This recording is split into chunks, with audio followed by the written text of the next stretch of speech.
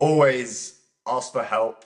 Um, I think if you have a good idea and it's just stuck in your head, you need an accountability partner or a catalyst to help you take that out of your head and make it reality. To find someone that you trust. Find someone that isn't going to just kill the idea through their negativity.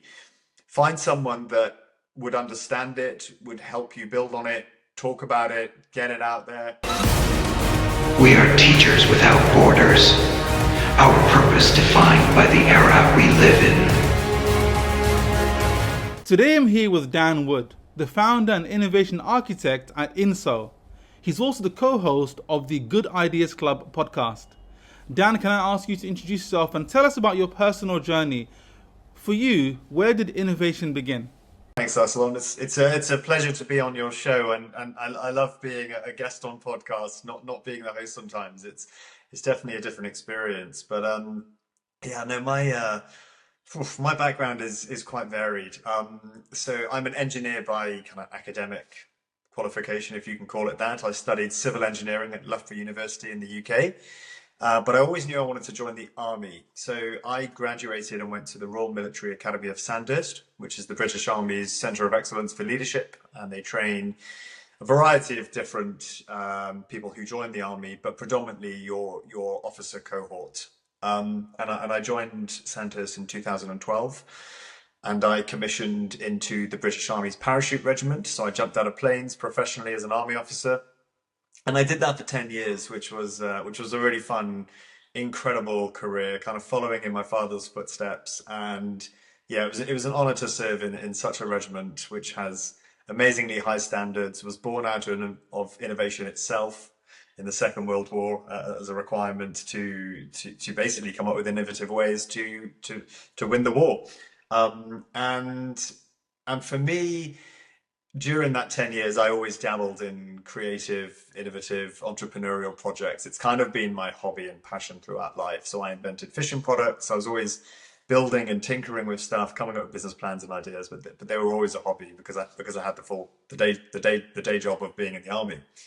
And then I left the army in 2022, but before that, I just qualified as an innovation facilitator, which was a whole world that I knew nothing about. It was basically, how do you take structured processes and let creative people and entrepreneurial people use these processes to refine a business idea or solve a problem? It doesn't always have to be business related, but in a very structured way that doesn't stifle creativity, it enhances it, but allows you to ultimately turn those ideas into tangible action with whatever resources you have. And of course, resources are always limited. We'd always have more time, more money, more resource to plug into an idea, but that's not always the best thing for the success of a project. So that's kind of it. That's my start of the innovation journey. And then I decided, when I left the military, I worked for 3.5 years in traditional finance, working for a kind of an execution only stockbroker, dabbled a bit in payments, built a lot of systems and understood finance systems. And then at the start of this year, me and my business partner, Alex, we launched INSO, which was basically just culminating. I say it's like a culmination of all my life lessons and experiences to date. And it's been an amazing journey so far. So very, very quick overview of my life. I think it's really fascinating that for you, innovation started with the army, and that idea of finding a problem and then trying to find a solution to that problem, because it's life or death. And resources are important, but quite often it's not so much about the resources, rather what you can do with them, when it comes to innovation. And even with limited resources, you'll find innovative people can really surprise you.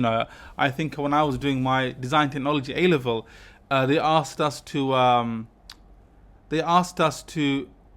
build a bridge with straws, right? It's a design element thing, and the strongest bridge, our one failed. It looked brilliant. It looked like it looked really good. It looked like Tower Bridge, in the UK. However, its weakness was the fact that its foundations didn't have triangles in it. Triangles are the strongest shape. So the winning group, they had, So a strong pick there. We should talk about that one later in more detail. This is my thing about innovation, is like the form versus function thing is fantastic. And clearly in that case, you guys went for form. We went for form. We thought Tower Bridge, it's a known structure. It's very easy to replicate. So we did it.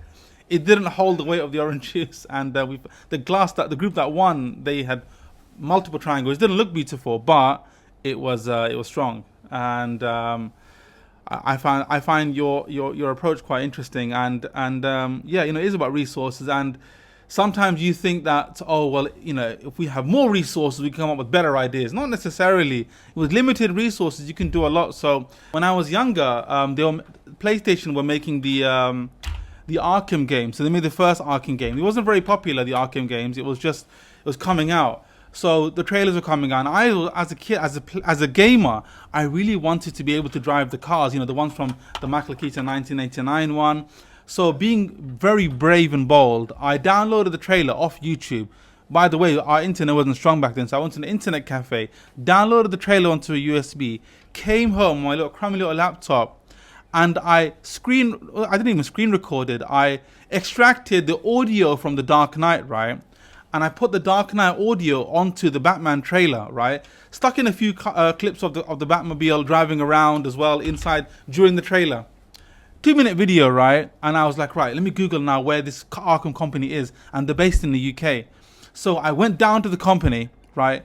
And I knocked on the door, and I spoke in my authoritative voice. Hi, I have an appointment with Sefton Hill, the director. And they go, Sefton doesn't have any appointments today. I said, well, you should. He's seeing me. So they thought I was a grown man. I was only like 16, 17, right? And Sefton Hill, the creator of the game, came down, right? And he goes, who are you? I don't know who you are. And I said, I'm really sorry. This is my sneaky way of trying to see you. I made this video, right? Hoping you can put the car into the game. Can you watch it, please? He's like, you know what? He's a kid. He's our target audience. Fine. Go and sit in reception. I'll go and watch it, right? So he went. I told his video was about 2 minutes, right? 20 minutes he was gone for. And right now, I'm a bit angst-ridden when it comes to these sort of things, right? So I'm looking for the exits. I'm thinking, I've broken several copyright laws, gone to the people I've copyrighted from and said, hi, I made this without any of your consent, right? And I'm thinking, oh, they've called the copyright police, whatever that is, I don't know, right? I'm really, really shaking in my boots here.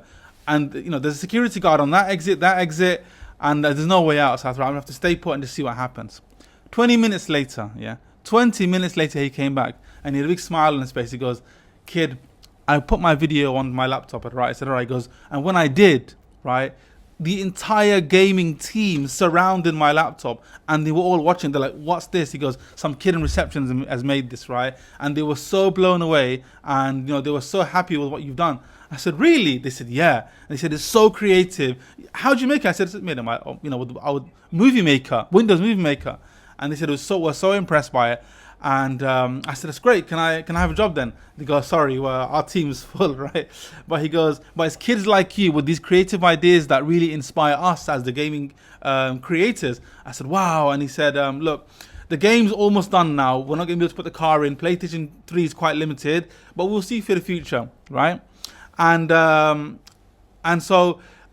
I done is I said, can you do that thing where you can play music from the PlayStation into the game? He goes, I don't know, we'll have to see. Anyway, the game came out, I tried it, car wasn't in it, you couldn't play the music from your PlayStation console in the game, right?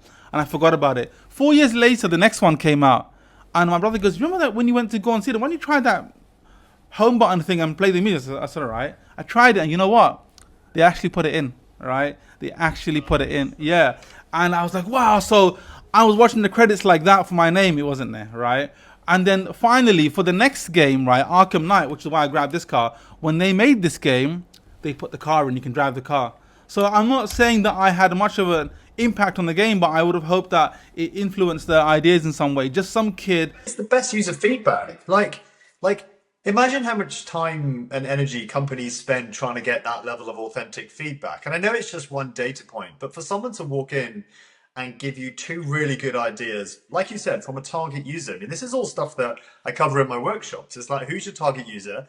One of the key questions is, well, how are you going to get in front of them? And not just get in front of them, get their attention in a way that gives you genuine feedback and ideas that will go on to strengthen your product or solve the pain point you're trying to solve. I think it's it's a really cool story for multiple reasons. One, it shows your creativity. Two, it shows that the company were willing to actually give you some time. That says something about the organization's culture itself. And three, they went and added some features, whether or not you were entirely responsible for that or not. It doesn't really matter. They went and did something with it. That's important. It's a nice story. Yeah, and it was just a good idea. Your whole podcast, which was we're going to talk about the Good Ideas podcast.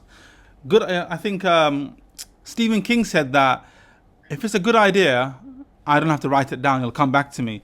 But me, if I have a good idea, I immediately get my phone out and I write it down, right? Because I'm worried I will forget, and I don't have the mind of Stephen King, right? Who has recurring good ideas, right? So I always think if you have a good idea, write it down, and the more creative it is, the better. Huge believer in that. I always have a notepad and pen. Whilst we've got phones, right? By the same, I've got a million and one notes in my phone.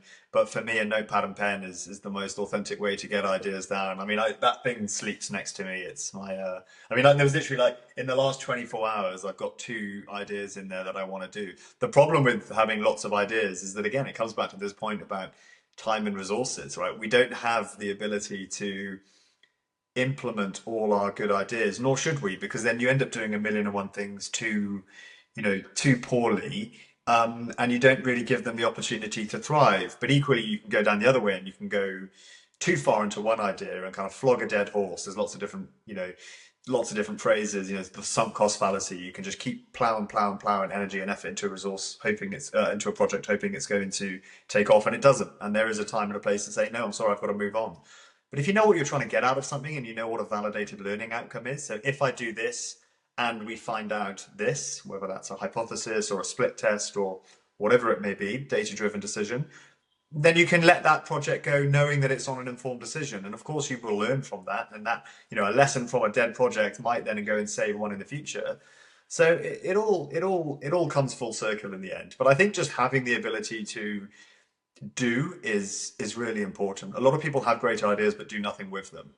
So I would much rather someone do more than do nothing, because by doing you'll learn and you'll start to foster and build that muscle memory of being innovative and trying new things and being okay with failure. I think again, like one of the conversations we have, that whether that's with a corporate or an individual or in the academic world, it's this fear of failure and creating a organization and an environment where failure is not just, we all say, oh, we accept and tolerate failure, but not many places actually do, because often failure equals kind of mission critical success.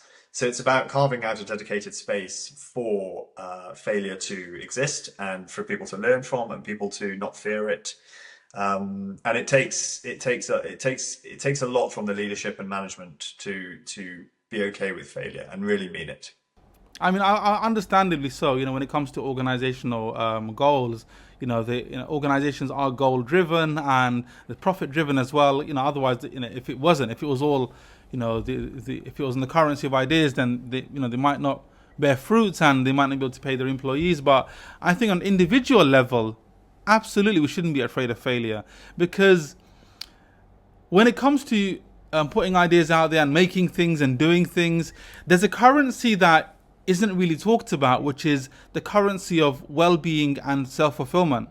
Now, when you do things, let's say, for example, you write a book, let's say, for example, you start a soccer squad, whatever it is, when you do things, it might not bear a lot of financial fruit. It might bear some, but not so much financial fruit. Your soccer club, the kids that turn up, they may be quite disadvantaged. They can't pay you, a crazy amount.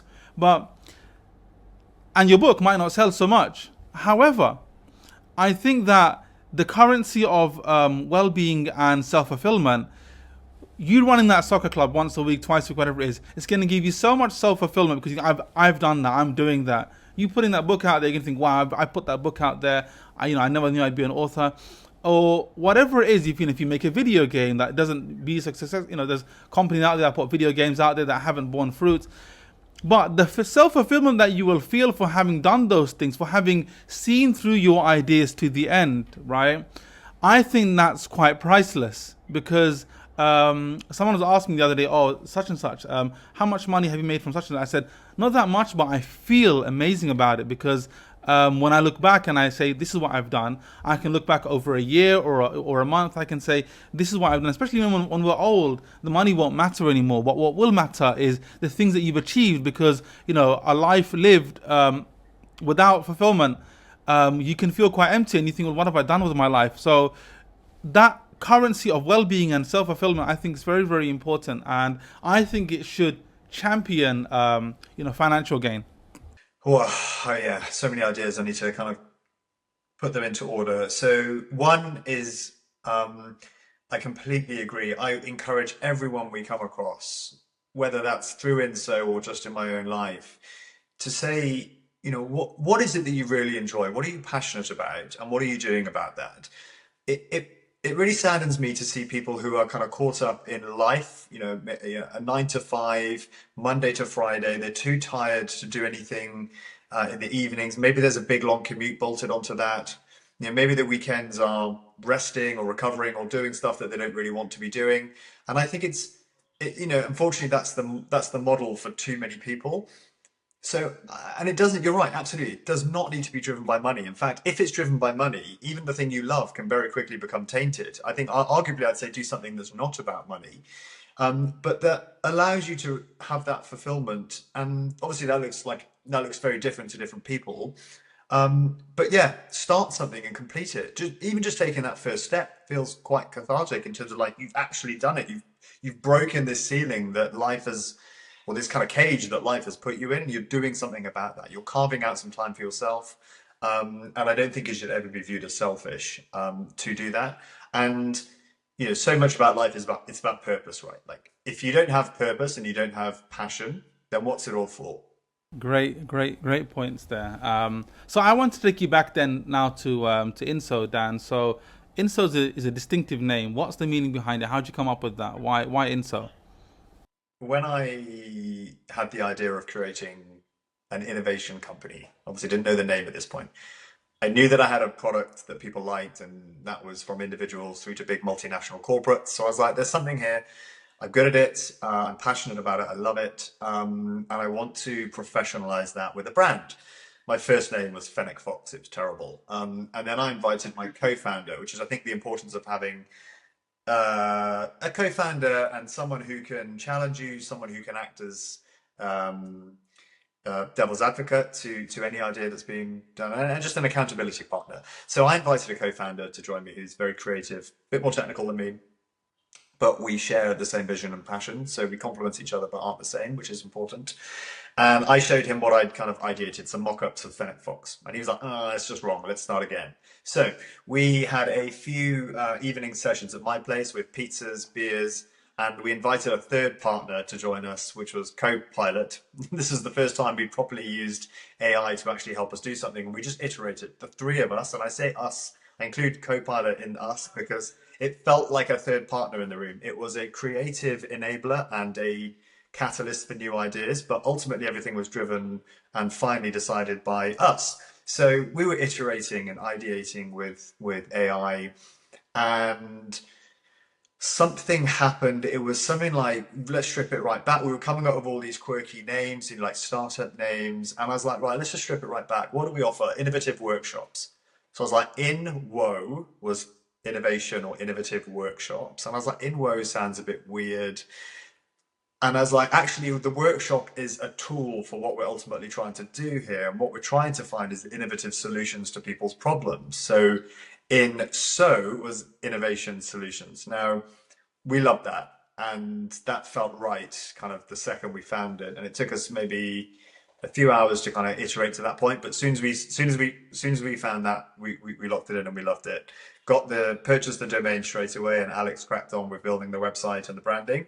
And then we also then wanted a kind of catchy slogan to go with it. And it's really interesting on this part as well, because our slogan is where innovation meets solution. And I like this for several reasons. One, because it literally is where innovation, so in so are meeting, where innovation meets solution. But also for us, like I kind of mentioned it already, the core thing about INSO is that we don't just have good ideas or help generate good ideas, we turn them into practical, tangible solutions. We're not just talking about stuff, we're doing, rolling up our sleeves and encouraging people to have the courage and the knowledge to go in turn ideas into action. So the innovation was the kind of fuzzy front end ideas and thinking, and the solution was the practical element of the business. So I just love how where innovation meets solution ties all that in.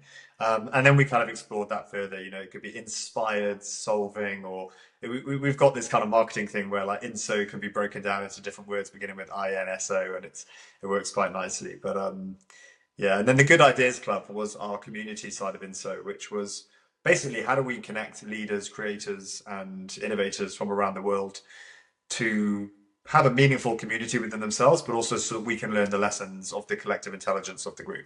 That's like the other side of INSO, because we don't pretend to have all the answers, but we want a network of people that do. So yeah, that's it. I really liked. I think since our first conversation, when you told me about innovative solutions, where innovation, where you told me about where innovation meets solutions, I think that's such a brilliant name, and it got me thinking as well about, because it's great to have ideas, but if your ideas aren't solutions to anything, then they're just ideas floating around, which is great. But you've got to be able to put it into a tangible form where, okay, so what problem is this innovation or innovative element a solution to? Because it should be a solution to a problem.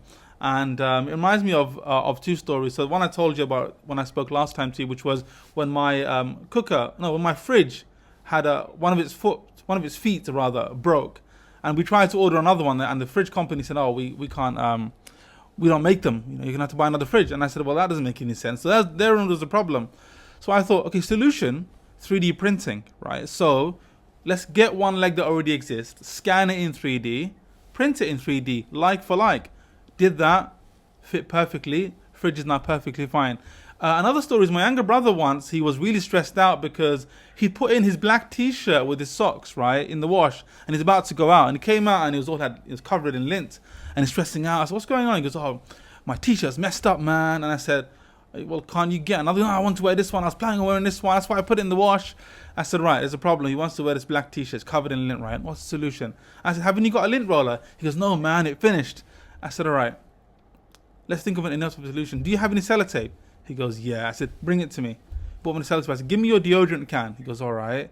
Good. So just stay with me here. Grab the deodorant can, put the sellotape onto it, twisted it around, and wound it around so that the sticky part is on the back. Then I taped it at the end. I said, "Right, lint roller, done." Rolled it over his t-shirt, finished.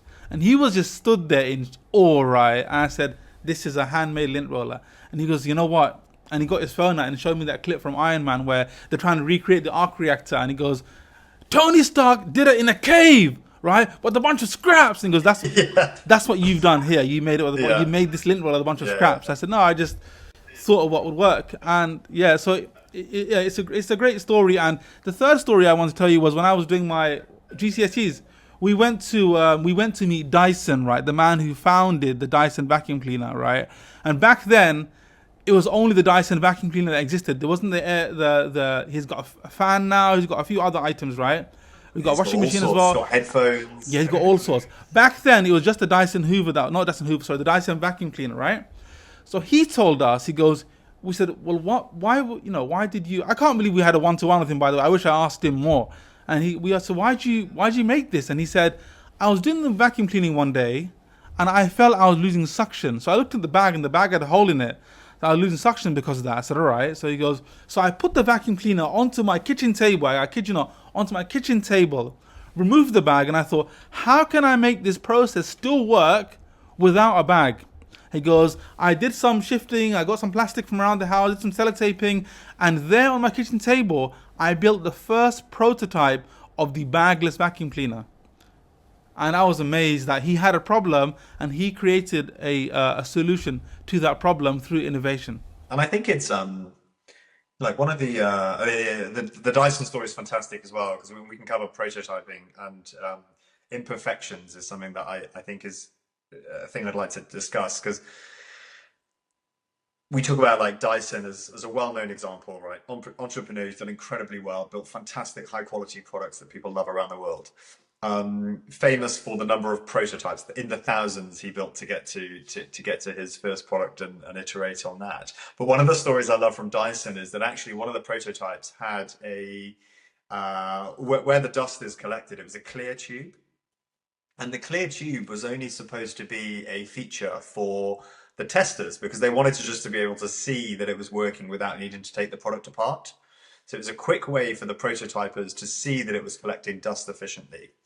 And when they put the product into an initial batch of users' hands, one of the bits of feedback that they unexpectedly received was that the clear tube was actually one of the preferred features of the product. And the designers said, well, hang on, but why? Like, we were going to get rid of that for the production round because people don't want to see the dust. And the users were like, well, no, like it was helpful for you to know that it was working. It's also helpful for us to know that it's working. It also allows us to know when to clear out the product quicker and empty the container. And with that, they kind of said, well, fine, we'll add that in as a feature. And Dyson was the first Hoover to have the container clear because of those reasons. There's other examples of products where that happens. So Angostura Bitters, the cocktail, it goes into Old Fashions, one of my favorite cocktails. They were famous for having a sticker that was too big for the bottle. So the sticker pokes out the top of the bottle and it looks kind of messy. And again, this is a story where one of the first lines of product, the sticker size was set up incorrectly, or the bottle size was too small, one of the two. And the stickers were put onto the bottle and a batch was done where the stickers were too big. And they said, well, we can't not ship the product. We've got orders out. Let's just leave it and see. And it turned out to be one of the most memorable features of the product. And they very quickly decided that actually going forward, we will have stickers that are too big for our bottles, and that is our defining feature. So I love how these little prototyping imperfections can become core, if not the most memorable, important feature of a product going forward as it evolves into a fully production worthy and version 1, version 2, version 3. These features will endure, and I think you don't know what these features are unless you go through the correct prototyping process. And of course, there's a huge degree of luck, but it makes me wonder, like, how many awesome product features have been eradicated through over testing and hunting perfection? Probably quite a lot, but we'll never know. I wanted now to ask you about the Good Ideas Club podcast. So what inspired you to start that off? Well, interestingly, I never ever thought we'd set up a podcast as part of the business. It was my business partner's idea, and initially I didn't think it would fit in the business model. I was like, "What, a podcast? We've got so much going on and so much to build and so much to do. How could we possibly squeeze a podcast into it?" And I'm really glad I said yes, because one, I just love running it now. It's incredible just to speak to fantastic guests from around the world, from a variety of different backgrounds, industries. But two, it's actually really interesting psychologically. If you want someone's time, they're not willing to give you it. But if you flip that and say, "Oh, sorry, I just wanted you to be a guest on our podcast," all of a sudden you have them you have their full attention, you have them on their best behavior, and you also get marketing materials at the back end of it, because obviously it's all recorded. And yes, it's been really interesting just to play with that as a bit of a split test with INSO. We've had incredible guests from Google COO to West End actors to Canadian politicians and authors who've written books on networking. We've had leadership coaches on there. We've had CEOs of airlines, venture capital. We've had such an amazing mix of guests. And we've actually done a reverse episode where we invited one of the INSO community members to be host of the Good Ideas Club podcast and interview me and Alex, which we're going to culminate season 1 on with the reverse podcast. And then, yeah, we're already recording season 2, which is exciting, and people seem to be enjoying it, and it's fun to do. And I really enjoy it. And also I don't do the editing because Alex takes care of all that. So it's nice and easy for me. All I've got to do is pitch up and have a good conversation. That's lucky. I have to do all the editing myself. So yeah, it takes a while to get it out there. But I think I agree. It's such a profound way. I never thought I'd be doing podcasting, but it's introduced me to so many fascinating people from all different walks of life and education. I had one Hollywood actor in, and he was amazing. He was talking about how I said, "I can't get my kids to read." He said, "Well, do this. Ask them what their favorite movie is." I said, "Yeah, but Jeff, what's that got to?" He goes, "Listen, bear with me. Ask them what their favorite movie is." I said, "Okay." And then he goes, "Then ask them to download the script and to rewatch the film with the script in front of them on their laptop, right?" And they will see these dead words be brought to life in animated ways, and suddenly they'll develop a love for reading. And that's an actor's perspective on reading. And I was like, wow, that's really interesting. So it's such a podcasting has been such a great way for me, and I'm sure for you as well, to just to get different insights and perspectives from different people. And I must say, I love your podcast. I listened to a few episodes and I've watched a lot of your videos on YouTube, and I love how you're trying to achieve something similar to us, I think, in the sense of bringing on a diverse mix of guests to learn from, but with the kind of underlying theme of education and how do we help other people learn those lessons. And I must admit also your videos in terms of your creative use of film to bring out a message, I find really, really visually striking. And I watched them with my daughter because I always think for us, it's if a child can understand it and get value from it, then it's definitely something that an adult can get value from as well. And we sat and watched the Lion King one on descriptive writing. Oh, And the my Lion King kid, one, I forgot about that yeah, one. my kid was so in there. So my plan now, and I'll give you some feedback. I'll say, hey, Allegra, what was, because she hasn't seen Lion King yet. So her first impression of Lion King will be your video and what they were saying. And it'll be interesting to see if she remembers what you're talking about, the just descriptive writing versus narrative writing and things like that. So keep up the excellent work. Thank you. That was a long time ago, those videos, when I wanted to make an impact on teaching, and I was young and I had the energy and I had the time, and I thought, let me go out and make these videos. And the Lion King one was before voice AI existed, by the way. So I found a guy that does an absolutely amazing impression of James Earl Jones. So I sent him the lines, and he very graciously sent them back as, as Mufasa, and it was amazing, Yeah, Mufasa was good. I could hear you as well. I could hear you being young Simba. But yeah, I tried to do my kid version and I tried to do my adult version. Yeah. Amazing. Thank you. I really appreciate it. So talking about mindset and creativity then, so, I always say that innovation, often requires courage. So how do you get people comfortable when it comes to INSO? How do you get people comfortable with risk? Because every innovation, it comes with risks. I think whether we're running a workshop for individuals or teams, people do come into it slightly nervous. One, because I don't think they fully understand what they're about to do. They're like, we're doing a workshop, it's going to expose me, it's going to involve my participation. I much prefer to just sit back and listen, and we're not about that. So we try and set a environment where people can be open and honest, have fun, explore different ideas. Don't worry about being overly practical or cynical. Like we often say, if a potential solution to a problem that we've defined is go to the moon and back, don't write it off because that's too complicated. Get it down on paper because that idea might just inspire someone else. So what we try and do as facilitators is create that safe, fun environment, which is engaging. And often I find just because there's a neutral party in the room leading a session within a team that is a bit like a family where they all know each other, they know how they work, you know, there's politics there. People are also on best behavior when there's a neutral third party facilitator in the room. And my job is it runs between, or sorry, it's a mix between running the session and inspiring creativity, but also at times being the teacher. It's herding the cats. It's making them stay on track. It's making them stick to the timings.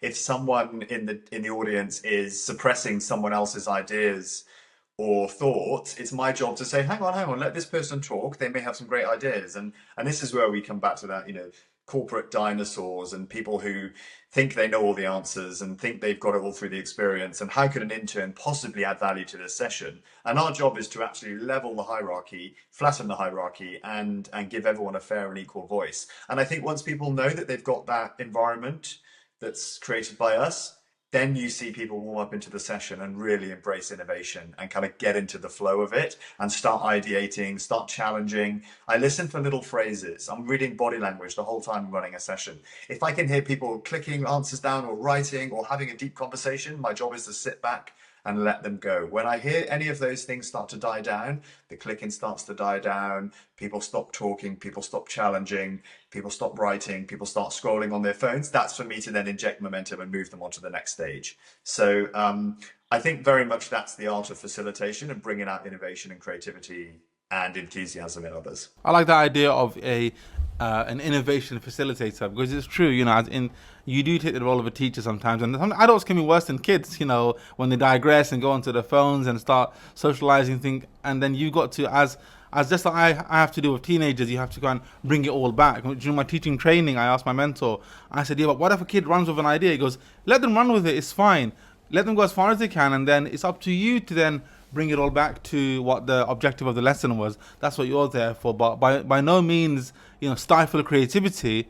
let the creativity come out, let people share their ideas, let them ideate, as you said, and then as a facilitator, that's what teachers really are. They're not, there with a chalk and a stick, right? You're the facilitator to facilitate all the wonderful ideas, and I find that quite interesting that even with adults, you have to do the same thing.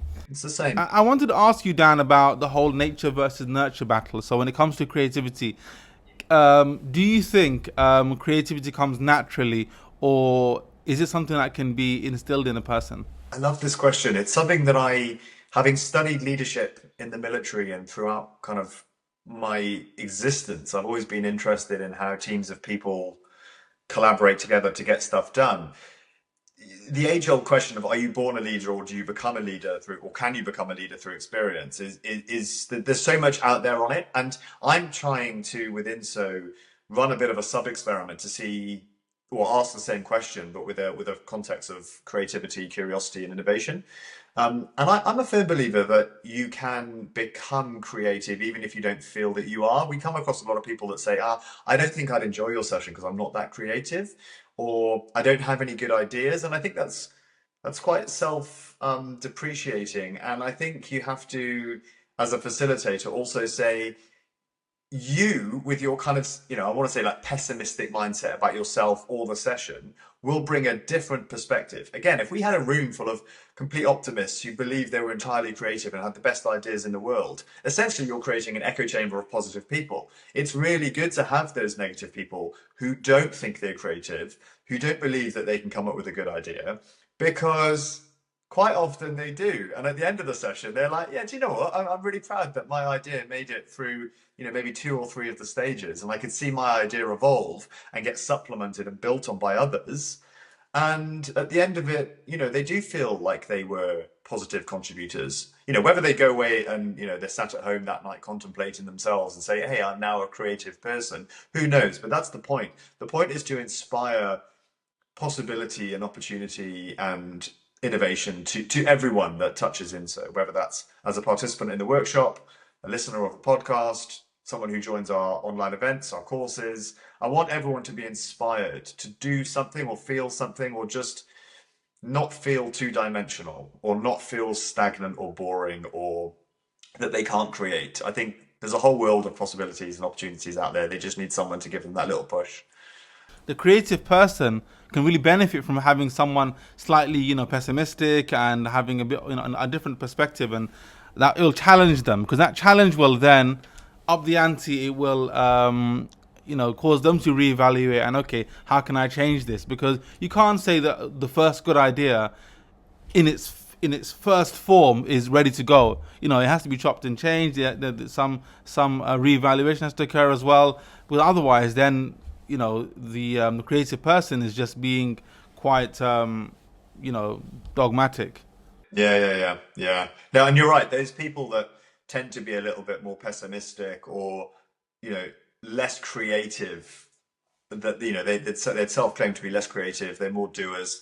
They definitely bring that devil's advocate edge to a session. They're the ones who are going to highlight the risks, the flaws, and they're incredibly valuable people. Because if you have overly positive people, they just tend to be like, yes, evangelize every idea that comes out. Fantastic. Yes, we could do that. Yes, we could do that. And you need the counterbalance to that to even it all out. I watched an interview where, do you know the movie Armageddon? When they go into space to try and destroy the asteroid that's coming in, right? So Michael Bay is a big Hollywood director, big deal. And Ben Affleck is in the movie as well. So Ben Affleck, as they were making the movie, he goes, something doesn't quite compute. So he went to the director, and Michael Bay, I don't get why there's a plot hole. He's like, what's the plot hole? Because why are you training guys who drill how to become astronauts so they can go into space and drill the thing? Wouldn't it be easier to get astronauts and train them how to drill, right? And Michael Bay just said, shut the hell up before I fire you, right? He didn't want to hear it, right? Yeah. No, it's a good way of, I might use that one in my sessions in terms of framing a problem and looking at it from different perspectives. And Michael Bay, at that point, he should have had an explanation for him where he should have said, okay, let me think about that. Let's try and work into the plot why we can't train astronauts. Maybe the astronauts can't, develop the skills to drill, because it takes years of practice. But that scene isn't there. It's just Right, and it would, you know, be astronomically easier to train astronauts how to drill rather than drill guys how to become astronauts. Give them a 1 week crash course because the asteroid's coming, right? So yeah, I'm sure there's people online that have got a great answer to that. I mean, there must, yeah. I saw, talking about actors, I saw a speech that Mike Denzel Washington done where he said, "Don't fall back, fall forward," and he said, you know, take risks. So, what's your take on the relationship between failure and innovation?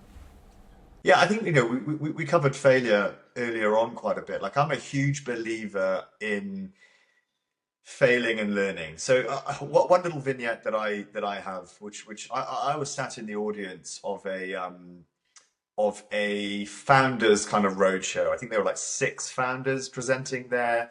These were startups that had received multiple rounds of funding. They were applying for their next round of funding, and they were basically pitching their business to a room full of potential investors. And it got to Q&A at the end, and I stood up and I said to the founders, and I wasn't trying to trip them up here. I just wanted to learn genuine, I wanted to kind of see what made the founder behind the business, because the businesses were all perfect. And of course, in the presentation, are all going to be flawless and pitch perfect and all that sort of stuff. And I said to the founders, what prior ventures or businesses or projects have you done before, failed on, and learnt lessons from those ventures that you've taken forward into your new venture that's made this one stronger? So I wasn't trying to just highlight their flaws. I was trying to give them a platform to say, hey, yes, I did this, I learned this, and I've done it. I've implemented that lesson into this model, hence why it's even stronger than it was before. And all the founders got twitchy and they sat there like, we've been talking about perfection and, return of investments and multiples and blah, blah, blah, blah, blah. And a bold founder went first and said, I've never failed at anything, and that's why this venture is going to be the same. And you can see the other founders like, they just anchored our answer, and every founder followed suit. None of them exposed a single degree of vulnerability or prior lessons or failure. And for me, it was just a really interesting psychological moment in the room. One, like the human anchoring effect, and that just everyone mirrored each other because they were fear of showing vulnerability. And two, it cannot possibly be true. There must have been, if they're entrepreneurial people, they must have tried a small business as a kid or done something or tried to build something that they failed on, learned a lesson about themselves, business, product, whatever it may be, that they've then taken forward to this. They are all successful businesses. And it was just fascinating to me that either the organization that they felt they were part of in that room didn't embrace or would not, or would see risk and vulnerability as a negative, or they genuinely are just too perfect and they've never made a mistake in their life, which I think is unlikely. But coming back to the question, I think it's hugely, hugely important to embrace and even kind of build for failure, because again, if you come back to your point earlier about the first idea is rarely, if ever, the most perfect or the final solution. So you have to fail by definition, or that has to go wrong at some way for you to iterate on that and come up with more ideas in the future. Failure is a part of life. We all know it. Nothing is perfect. I've written an article on the fallacy of perfection, and it can kill you trying to be perfect. It can stop you releasing. It can stop you learning. It can stop you having those lessons. I mean, you've got to be resilient. It's a bit like a boxer who wins every fight. Well, the first time they lose, it can break their whole career because they're just not used to that. You've got to be as comfortable with the highs as you are with the lows. And I think it's the same for innovation. But it's really hard to foster an environment that genuinely allows for failure. I saw Michael Jordan. Someone told him once, that someone went up to him and said that you're the greatest of all time in terms of basketball. You've scored this many shots. And he said to the person, yeah, people always talk about the number of shots I've got in and how many games I've won. But I also count personally how many shots I missed. The matches I lost, no one talks about that because they like to gloss over it with all the victories and the shots I've got in. But because I personally count the shots I missed. And if you look at that example, then you realize that why did he then become successful after that? Because after losing that match, missing that shot, he got himself back up, got back into the game and continued to to try, and that has meant that his legacy has been on his successes rather than his failures. But the failures are there, and unlike those people in that meeting that he were with, he will openly admit, so these are the matches I lost, these are the shots that I missed in this match. So that creates more sincerity. The problem is in the business world is that organizations can say they're okay with failure, but very few can actually wear failure without it causing some sort of catastrophic impact to business as usual. And so, we always try and encourage organizations to create a dedicated sandbox where it's protected, it's segregated from the main business activity, and therefore the risk is isolated to the sandbox. But in that sandbox, anything goes, including failure. And if you can clearly define and segregate those two areas, and then once something has been proven in the sandbox, it still doesn't mean it's going to work entirely one for one in the real world, but you can have a lot more confidence and you can manage risk strategically. It's about knowing the risk, it's about calculating them, it's about mitigating for certain risks, accepting and tolerating others, but just having risk under control. It's not about being blasé or gung-ho and just trying stuff for the sake of trying it. Everything has to be calculated, but accept that it's not going to be perfect first time. I wanted now to ask you. So I'm a big fan of, as you've seen from my LinkedIn, I'm a big fan of artificial intelligence and its place in creativity, its place in education. So, they've. I wanted to ask you about a question I've been pondering quite a lot. So when it comes to AI and creativity, what's moral and what's immoral? Where do we draw the line really? And what do you see? How do you see AI impacting creative industries in the coming decade? And talking about that idea of morality, what's right and what's wrong. So going back to the Lion King Mufasa, like I was saying, James Earl Jones became very old. He passed away recently, actually. But before he passed away, he gave his permission that they can use AI to replicate his voice. So for the last Star Wars series, the Obi-Wan series, Darth Vader's voice was fully artificial intelligence, fully AI. It wasn't the actor. And then they used Christopher Reeves' face for the Flash movie because he's passed away. They put him into the movie digitally. And then there's Nicolas Cage, where they asked him to come in just to film a scene of him looking into the distance. So he filmed about half an hour. I don't know how you filmed it half an hour, but for half an hour he filmed looking into the distance. The movie then took that capture and they put it into a digital version of Nicolas Cage as Superman, of him fighting this big spider and using the eye lasers and everything. When he watched it, he said that's immoral because I didn't give permission for them to do that. I gave my face, and that's part of the reason why the writer's strike happened, by the way, recently. I understand it from both sides. Like if well, like, take me and you, right? Right. Imagine someone just made a new podcast or a new YouTube channel using all the content scraped on us and created digital avatars of us and just went off and made things. Like, how would you feel about that? Like, I don't know. Like, part of me would be flattered that someone would want to do that. I would feel robbed. I'd feel robbed. Like, in most cases, you would feel like, hang on, that's not fair. One, I could then start to get accountable. I could start to be held to account for what that thing's saying, and I never said it. And of course, the whole issue of deep fakes and the political and yeah, the moral and political and all the other impacts that could have on the world. Do you think we draw the line at if consent has been given, then it's kind of... How do you even control consent for something like that? When even if I don't give consent, what's to stop someone else scraping everything I've done online and just dropping it into a chatbot and doing it? Like, how do you police consent in this world? There are a few ideas around technology that allows you to do that. Blockchain technology that allows you to basically say if the content isn't validated through my personal blockchain network, it didn't happen and therefore it's not real. There's some ideas there how blockchain can be used to control authentic content. But I mean, ultimately, I think the cat's out the bag in terms of AI. We've let people drop in whatever content they want. I saw a LinkedIn post the other day about someone saying, "Oh, I don't pay for coaches anymore because I just download the PDF of all the top people that I want to learn from, drop those into an AI, and then get the AI to coach me back in the style of the author or coach or whatever it may be, and I'm kind of getting their thoughts and ideas for free. And everyone was like, "Hang on, like that's really immoral, right? No one's giving you permission. In fact, the AI's terms and conditions probably say you're not allowed to do that. But again, who's policing that? Um, I I don't know.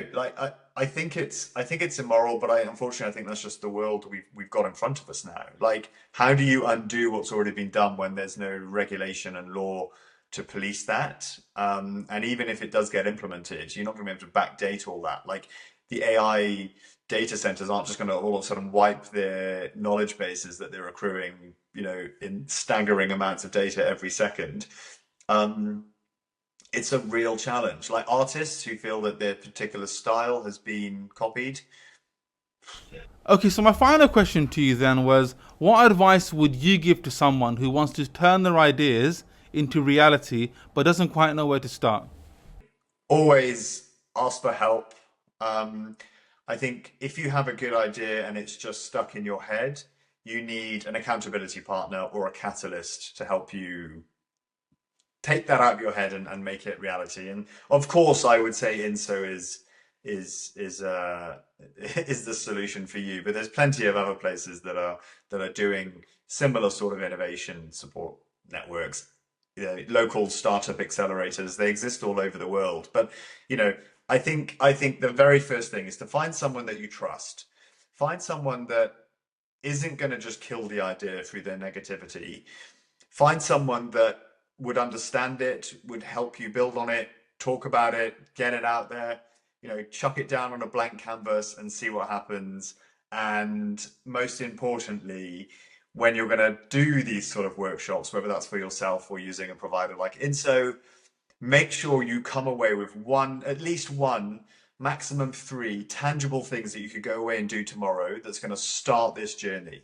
Like, it doesn't need to even be 1% completed. Just start it. Take that first step, and momentum builds very quickly once you start taking those first steps.